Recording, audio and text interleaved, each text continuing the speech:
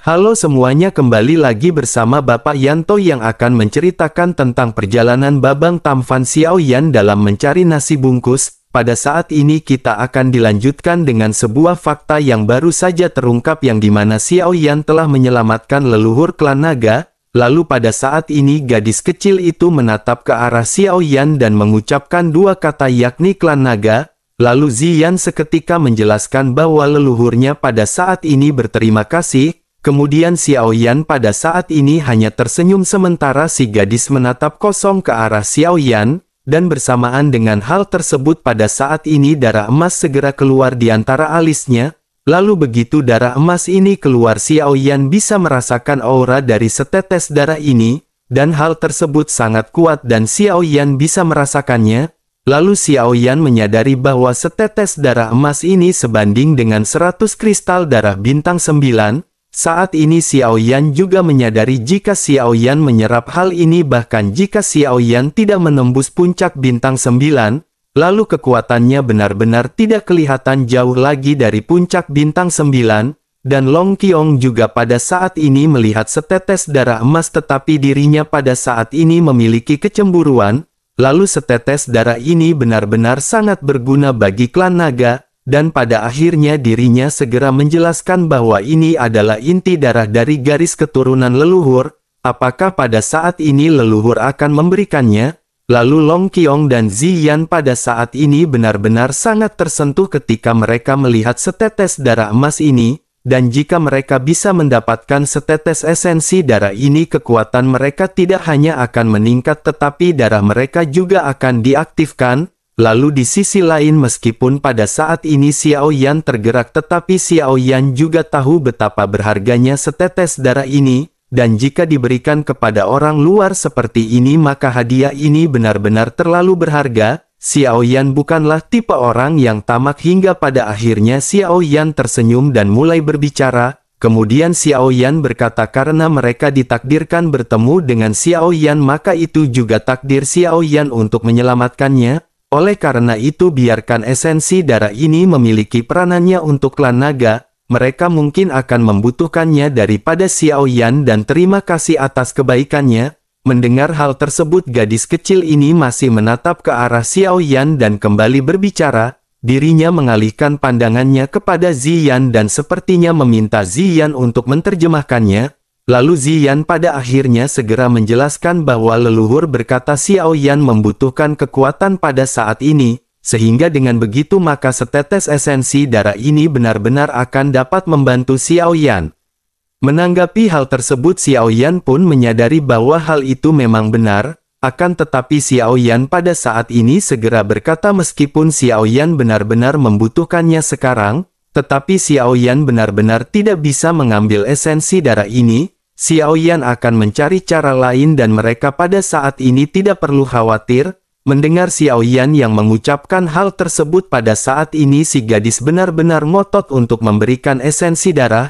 Xiaoyan juga berulang kali menolak hingga pada akhirnya mereka berdua pada saat ini gontok-gontokan. Dan pada akhirnya melihat Xiaoyan yang tidak mau menerima esensi darah ini, lalu si gadis kecil itu pun tidak punya pilihan lain. Dirinya pada saat ini segera mengambil kembali esensi darah dan memasukkannya ke dalam alisnya. Melihat bahwa Xiaoyan tidak menerima esensi darah gadis kecil tersebut, saat ini penghinaan di mata Long Qiong juga pada saat ini menjadi jauh lebih sedikit. Akan tetapi dirinya pada saat ini masih merasa Xiaoyan adalah orang yang terlalu sombong. Lalu dirinya masih memiliki beberapa prasangka buruk terhadap Xiaoyan di dalam hatinya.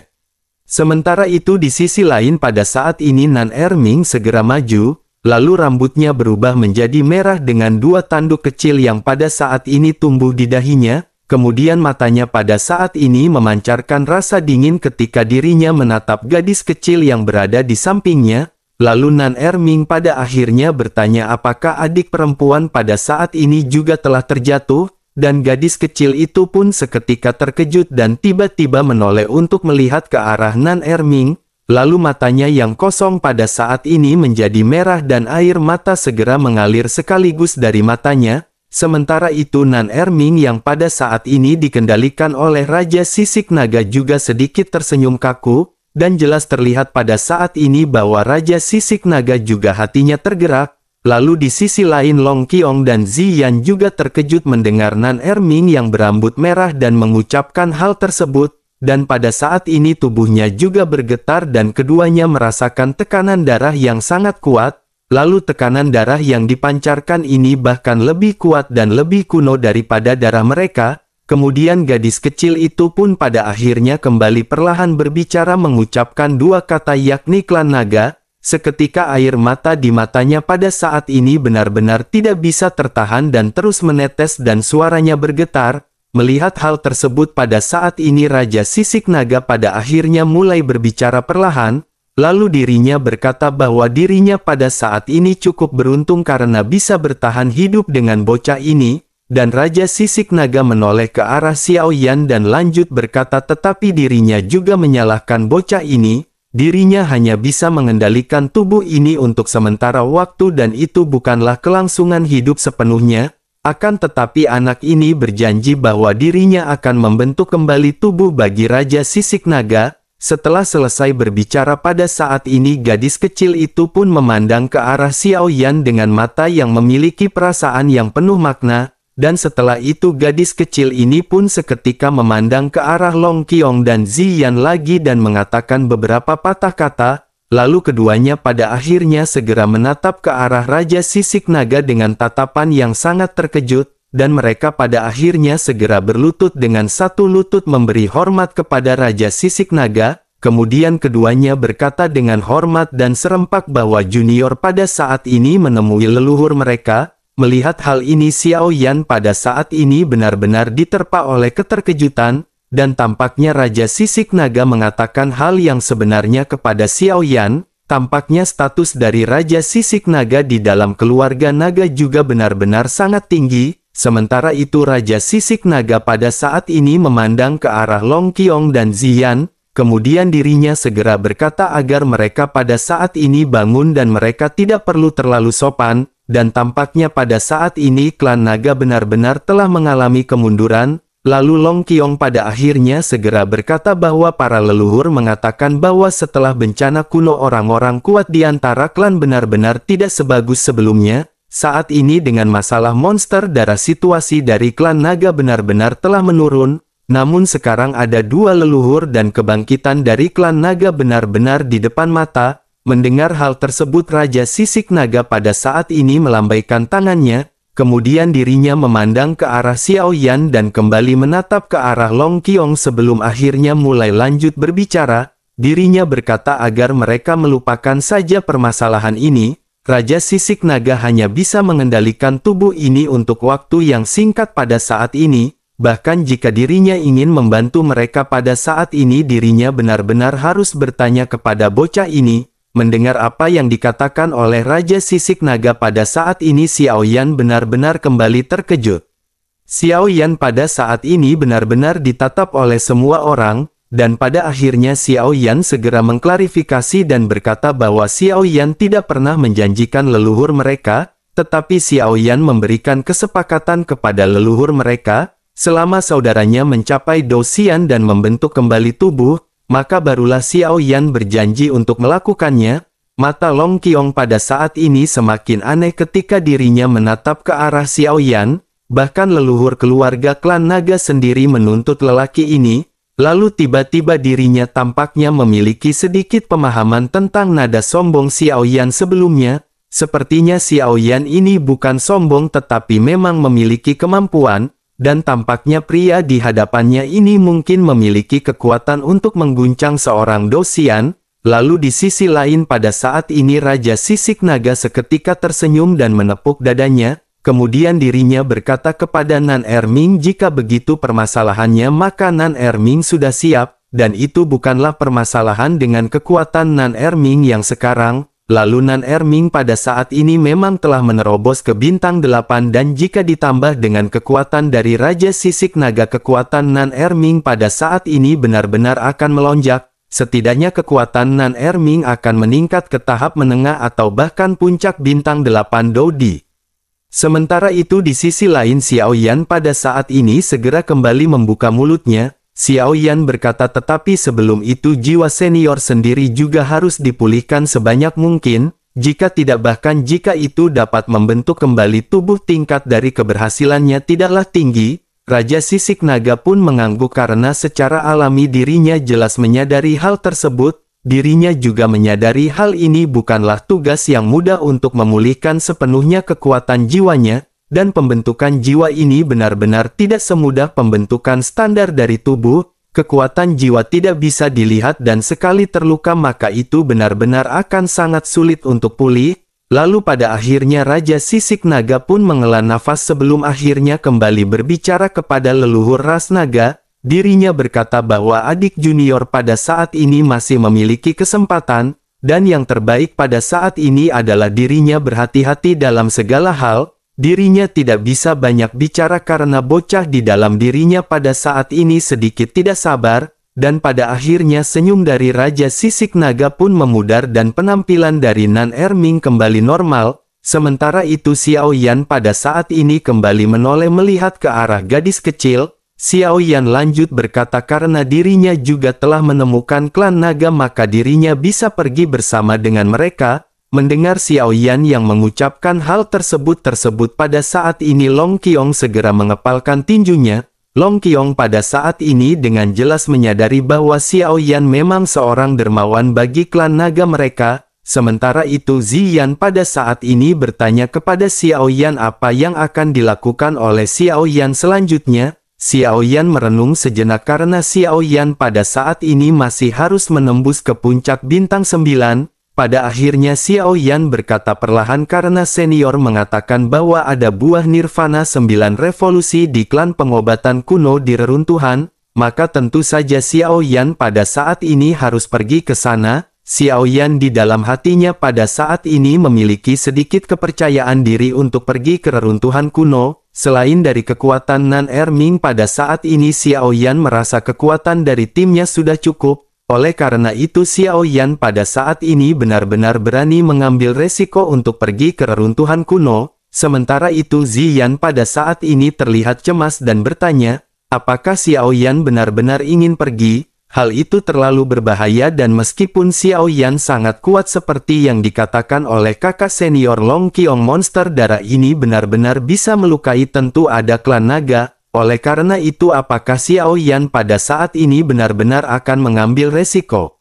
Menanggapi hal tersebut Xiao Yan pada saat ini tersenyum dan berkata bahwa Xiao Yan memiliki takarannya sendiri. Oleh karena itu Ziyan pada saat ini tidak perlu khawatir. Mendengar apa yang diucapkan oleh Xiao Yan ini, Ziyan tentu saja menyadari karakter dari Xiao Yan akan sangat percuma membujuk atau bahkan memaksa Xiao Yan. Oleh karena itu Ziyan pada saat ini hanya bisa menghela nafas dan berkata jika begitu permasalahannya maka Ziyan akan mendukung Xiao Yan. Awalnya Ziyan ingin membantu Xiao Yan tetapi Xiao Yan benar-benar tumbuh terlalu cepat. Sehingga dengan begitu maka Ziyan tidak akan dapat membantu Xiao Yan bahkan jika Ziyan ingin membantunya. Akan tetapi Xiao Yan jangan khawatir karena setelah Ziyan kembali dirinya akan memberitahu para tetua bahwa mereka pasti akan membantu Xiao Yan. Dan Xiao Yan hanya tinggal datang ke klan naga dan Xiao Yan tinggal memberitahu apa yang Xiao Yan membutuhkan. Menanggapi hal tersebut Xiao Yan pada akhirnya berterima kasih kepada Ziyan dan menangkupkan tangannya kepada Long Qiong. Lalu setelah itu pada akhirnya Long Qiong segera mengajak Ziyan untuk segera pergi. Mendengar hal tersebut Xiao Yan pada saat ini segera menyadari sesuatu dan Xiao Yan segera bertanya kepada Long Qiong. Xiao Yan bertanya bukankah butuh waktu beberapa tahun untuk sampai dari sini ke klan naga?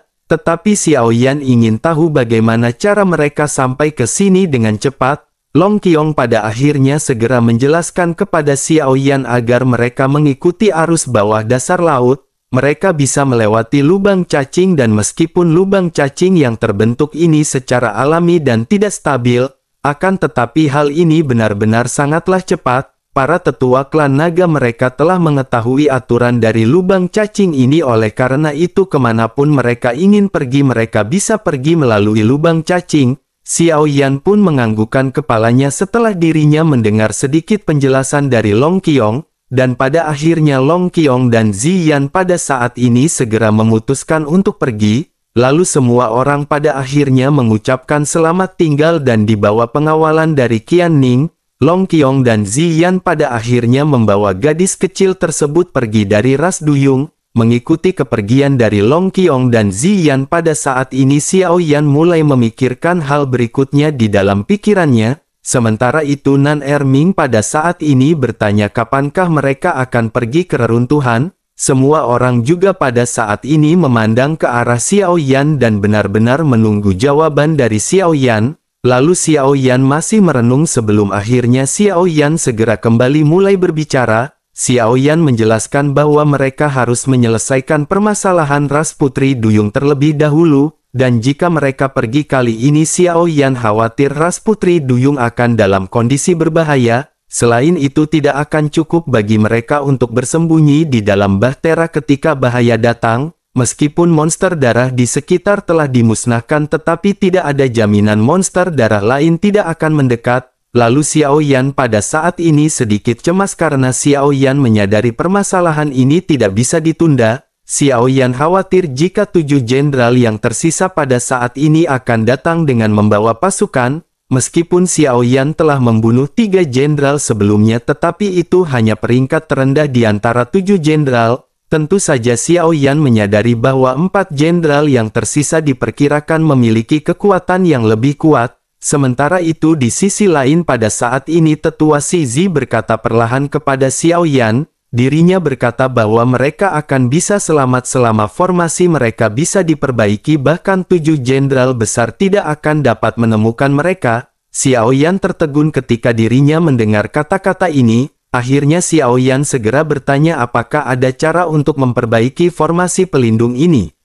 Tetua Shizi pun menghela nafas dan lanjut menjelaskan kepada Xiao Yan, dirinya berkata jika raja tidak terluka mungkin masih ada jalan, akan tetapi sekarang dirinya khawatir tidak akan ada cara untuk memperbaikinya. Mendengar hal tersebut Xiao Yan pada saat ini lanjut bertanya bisakah tetua membawa Xiao Yan untuk melihat formasi. Tetua Shizi pun ragu-ragu sejenak dan merenung sebelum akhirnya dirinya mengangguk. Pada akhirnya Xiao Yan pun segera diantar menuju ke tempat formasi berada, dan pada akhirnya mereka telah sampai dan mendekati pilar kristal dan melihat bola kristal di pilar di daerah dekat. Tetua Shizi pada akhirnya segera menjelaskan bahwa disinilah mata formasi pelindung klan mereka berada, karena mereka berhasil ditemukan oleh monster darah maka secara alami formasi dan mata dari formasi ini juga rusak. Mendengar hal tersebut Xiao Yan melihat formasi ini lebih dekat dan memang ada retakan di permukaan bola kristal.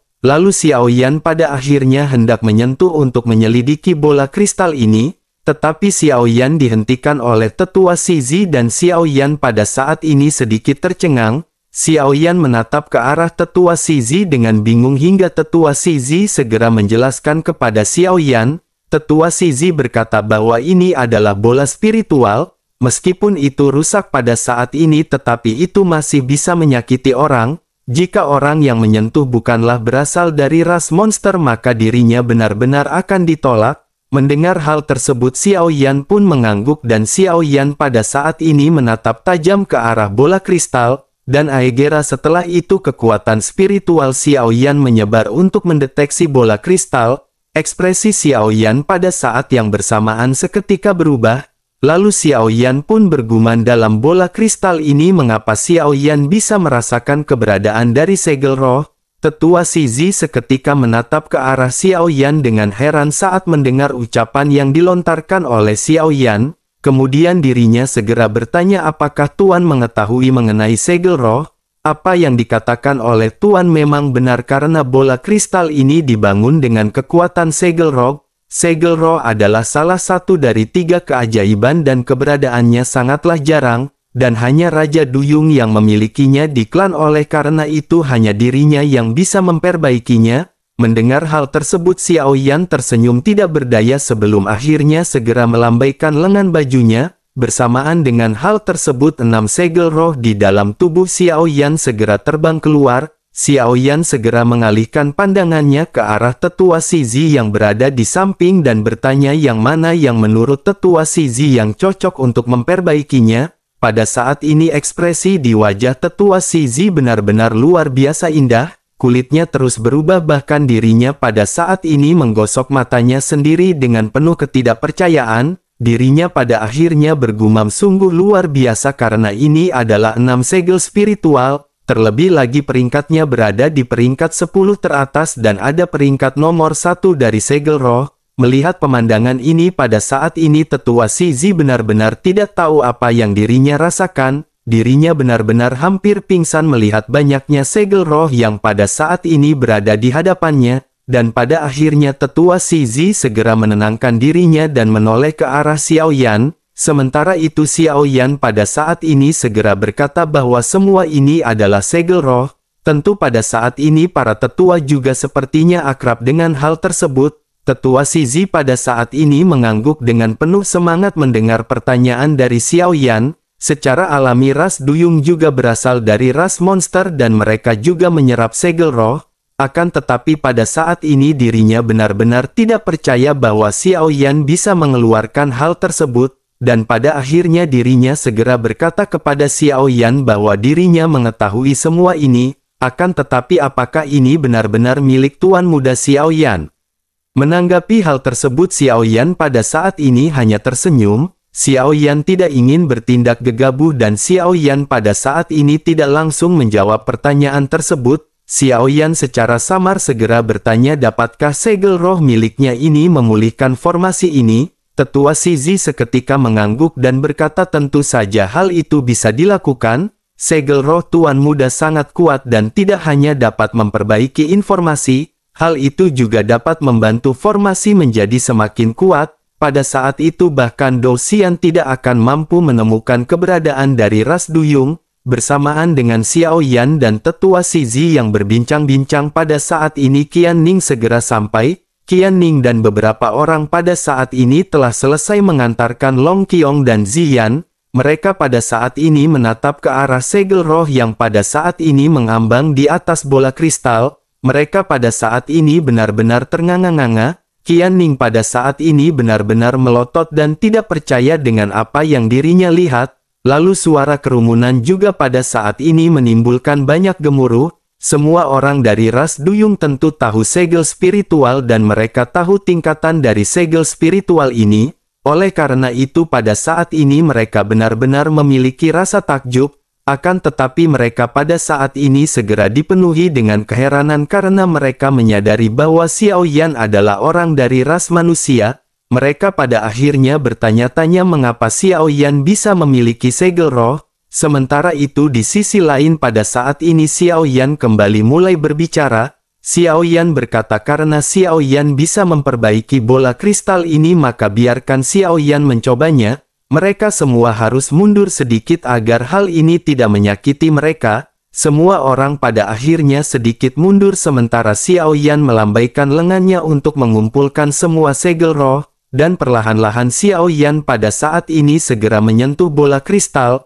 Lalu bersamaan dengan hal tersebut kerumunan pada saat ini benar-benar kembali gempar. Mereka pada saat ini menyadari karena Xiao Yan dari ras manusia maka bola ajaib ini akan menyerang balik. Terkecuali dari sang raja benar-benar tidak akan ada yang berani menyentuh bola kristal ini. Tetua Shizi dan Qian Ning juga pada saat ini menyaksikan adegan ini dengan serius. Akhirnya di bawah tatapan semua orang tangan Xiao Yan perlahan benar-benar diletakkan di atas bola kristal, dan tiba-tiba bola gelap itu pun meledak dengan sangat mengilaukan. Kemudian cahaya ini membuat mata semua orang sulit untuk dibuka untuk sementara waktu. Tetua Shizi pada saat ini benar-benar tercengang dan bergumam bahwa Xiao Yan benar-benar tidak ditolak, dan mungkinkah Xiao Yan juga berasal dari ras monster. Bersamaan dengan hal tersebut pada saat ini kristal perlahan-lahan mulai memperbaiki retakan, lalu pada akhirnya retakan benar-benar menghilang dan cahaya kembali melonjak di bola kristal. Bersamaan dengan hal tersebut pada saat ini seonggok cahaya segera melesat ke langit, lalu cahaya ini seketika membentuk penghalang energi yang tidak terlihat dan pada saat ini benar-benar melapisi ras putri duyung. dan jika dilihat dari luar pada saat ini keberadaan dari ras Putri Duyung benar-benar perlahan menghilang di tengah-tengah lautan,